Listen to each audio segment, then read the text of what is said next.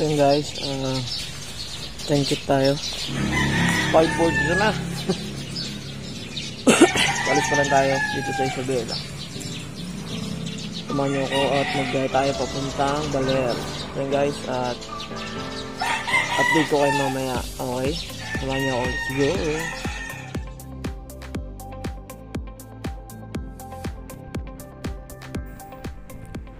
Sa mga gustong pumunta ng Baler at mas madaling daan, hindi na kayo dadaan ng Santiago, pwede kayong dumaan dito sa Ipil, Itiague. So yun, papakita ko sa inyo kung saan kayo dadaan para guide nyo na rin kung pupunta kayo ng Baler, Aurora.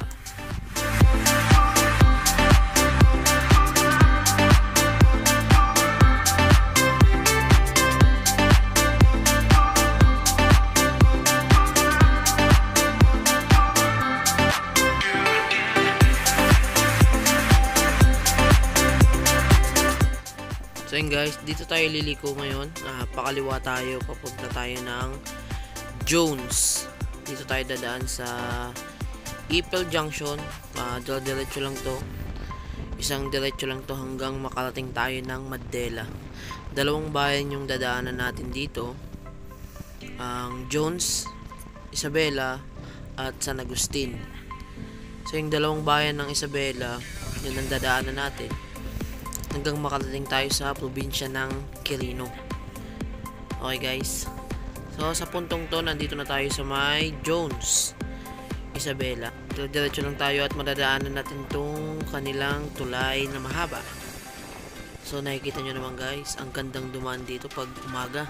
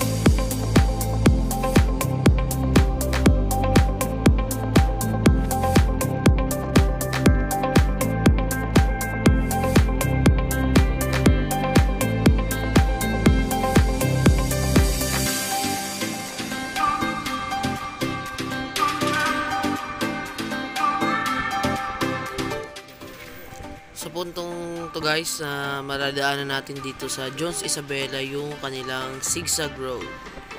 So sa mga nakamotor dyan guys, medyo mag-ingat kayo dito kasi medyo sharp curve.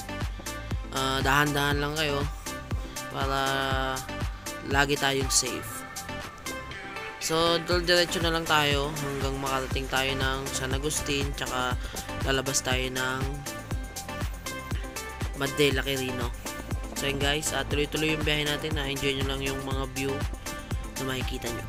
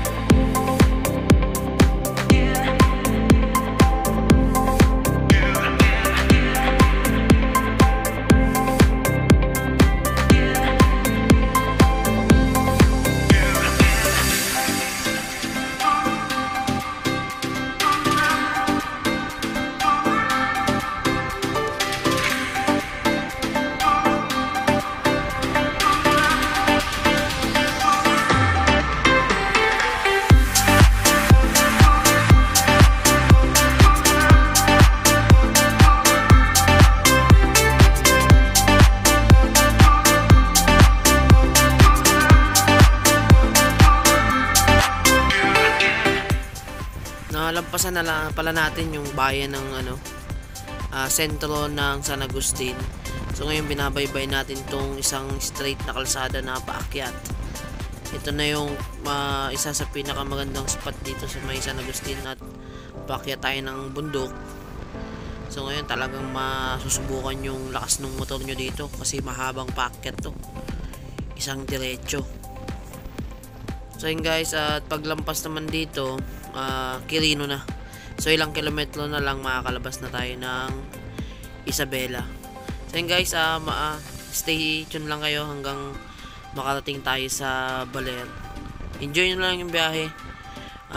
Panoorin nyo, tapusin nyo yung video. Panoorin nyo na lang kung gaano kaganda yung mga view na madadaanan natin.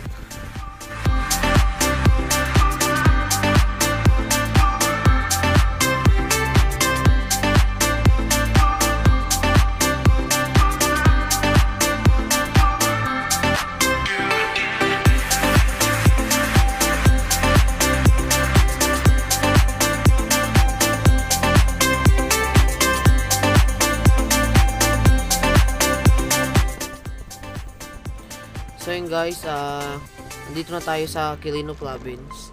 So lalabas na tayo ng National Road.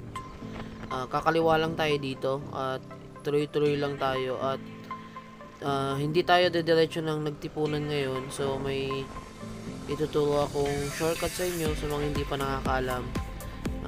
Dadaan tayo ng San Pedro Madela. So mas maganda yung kalsada doon at mas malapit.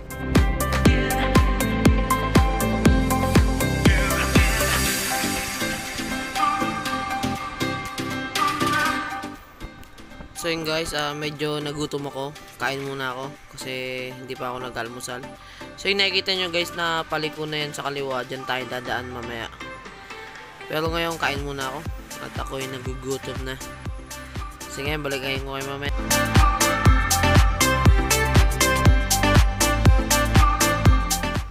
So yun guys, binabagtas na natin tong mahabang tulay na bagong gawa dito sa may Madela. At papunta tayo ng San Pedro. Basta ito, magandang tulay na to, dito kayo dadaan. Mas malapit kasi ito kaysa dadaan tayo ng nagtipunan. Pag nakita nyo na yung crossing na yan, liko kayo ng kanan. Tapos diretso na naman yan hanggang makarating kayo doon sa rough road.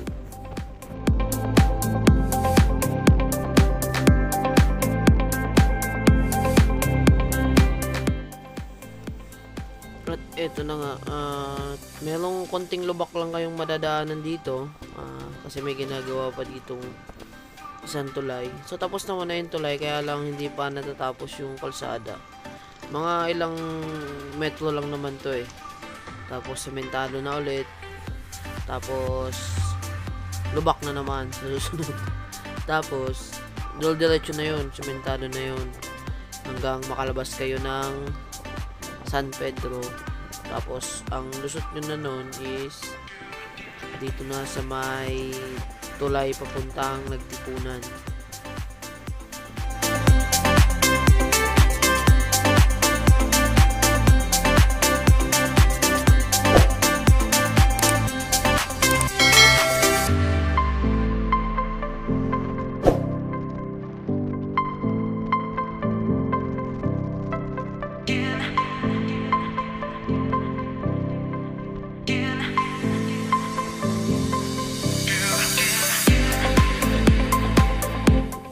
Ito na guys yung sinasabi ko sa inyong rough road ulit. So ilang metro lang naman to, hindi naman ganun ka lubak talaga dito. Lupa naman siya, tapos pantay naman siya. Pero ingat-ingat din lalo pag umuulan at medyo madulas yung kalsada. So yun guys, mamaya i-update ko ulit kayo at kung nasa na tayo.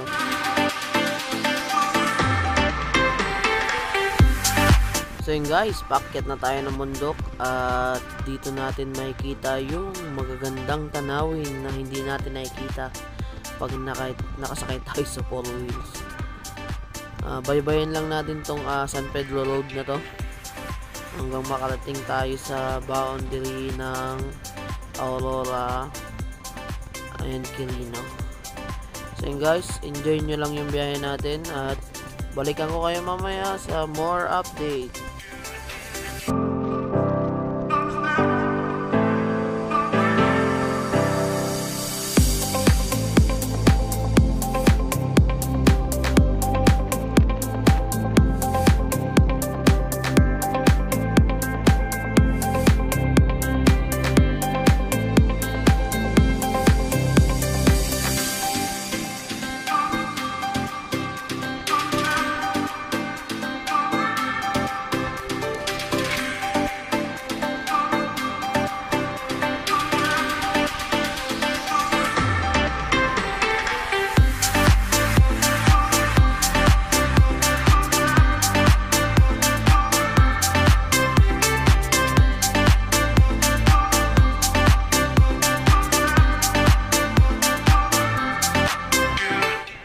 Guys, sa pagpapatuloy natin na pagmumotora, ito na yung sinasabi ko sa inyo na boundary. Hindi ko alam kung boundary ba yun o ano, basta nandun yung tulay na yon, pupunta na ng ano yun, nagtipunan, at medyo mas malayo yun kaysa dun sa dinaanan natin.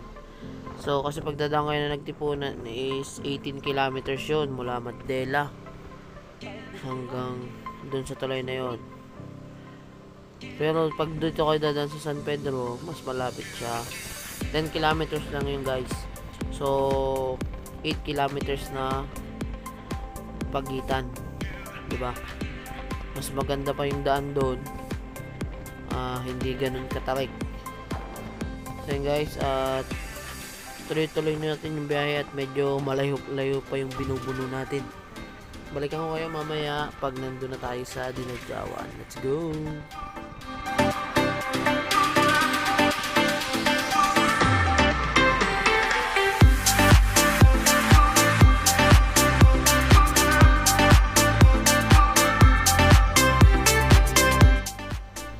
Hi daw, sabi ng mga bata. Yay!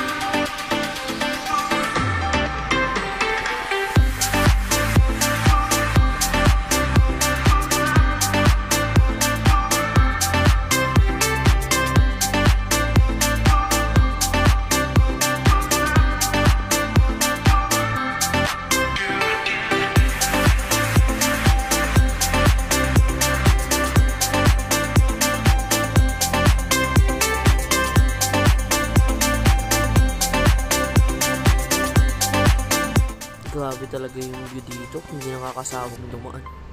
So ngayon guys, mag-ingat-ingat lang kayo dito kasi medyo maraming kurbada to. Unli banking talaga dito. Pero sulit naman yung mata nyo sa mga makikita nyo magagandang tanawin. Ang bait talaga nyo. Sulitin nyo yung biyahe, huwag kayong masyado magmadali, at sulitin nyo yung mga magagandang tanawin na makikita nyo. Yun lang naman ang advice ko sa inyo. Hindi lahat na kuha sa pabilisan. Kasi kaya nga tawag natin is joyride para i-enjoy natin yung mga nature, di ba?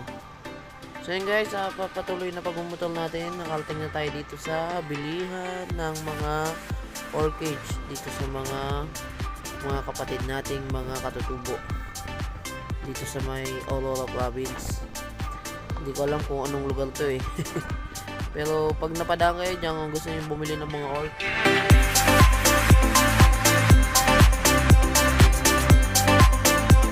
guys, sa puntong to, nandito na tayo sa Dinadjawan, Tipaculaw. At binabaybay na natin tong daanan patungong Baler. Hindi ko na nabidyohan kanina yung nilikuan ko, pero kumanan ako nun. Kasi yung kaliwa nun is papunta ng Kasiguran. Ito naman is papunta ng Baler. So yun guys, dito nadagat na to guys. Sarap mag-swimming. So yun guys, i-update ko kayo ulit mamaya pag nakita natin yung dagat. Okay guys.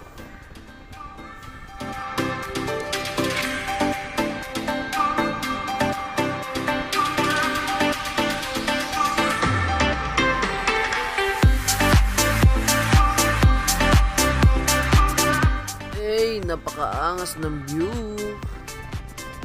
Ay, ang ganda talaga ng dagat. So guys, kita nyo ba yan? Yan yung nakakatanggal ng pagod. Mag-picture sana ako dito, kaya lang diba, ang daming tao. So di bali na lang.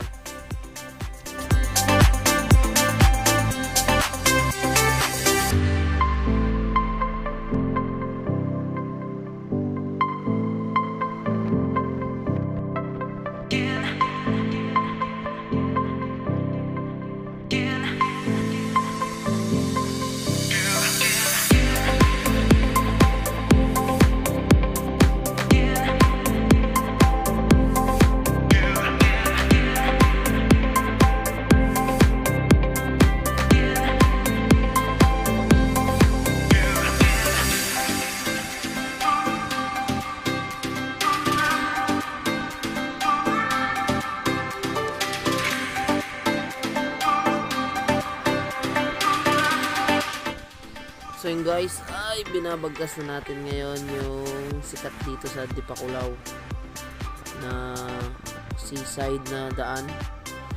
So nakikita nyo naman yan, grabe, ang ganda talaga dito. Solid yung biyahe natin guys, kahit mag-isa lang. Yun dito muna tayo dito at hindi pala ako dito. Sorry guys, at medyo kinakabisado ko pa mag-dub kasi hindi naman ako magaling. And guys, kung nakikita nyo yan, grabe ang ganda talaga. Medyo maambon-ambon lang ng konti, kaya yan, tingin nyo naman maulap. Pero overall, grabe yung view talaga. Talagang hindi pwedeng hindi kayo hinto dito pag dumadaan kayo. Talagang kukuha at kukuha ka ng litrato.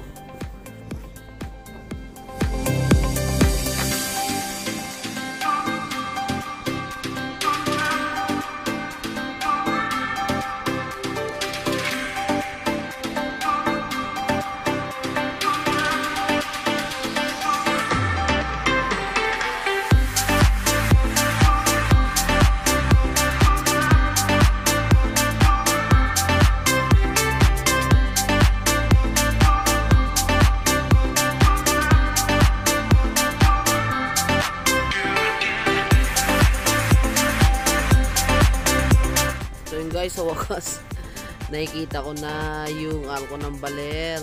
Thank you Lord.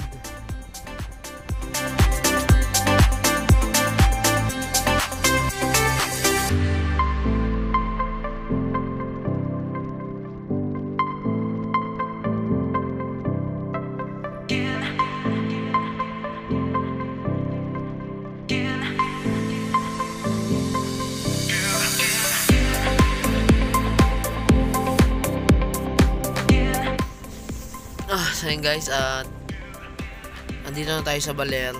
Overall experience natin guys, smooth naman yung biyahe natin. So medyo umaambon lang dito pero goods na goods. Maganda yung kalsada. 2 lane nga lang siya pero maganda yung kalsada. Yun guys, so kung sino yung gustong bumiyahe na pumunta ng Baler, na galing ng siguro Tugigaraw o Cagayan, ganun. Ito yung pinakamadaling daanan.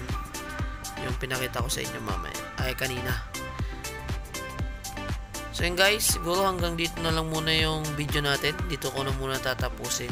At try kong mag-upload ng panibagong video yung mga kaganapan sa Baler. Okay guys, see you sa susunod na video. Okay?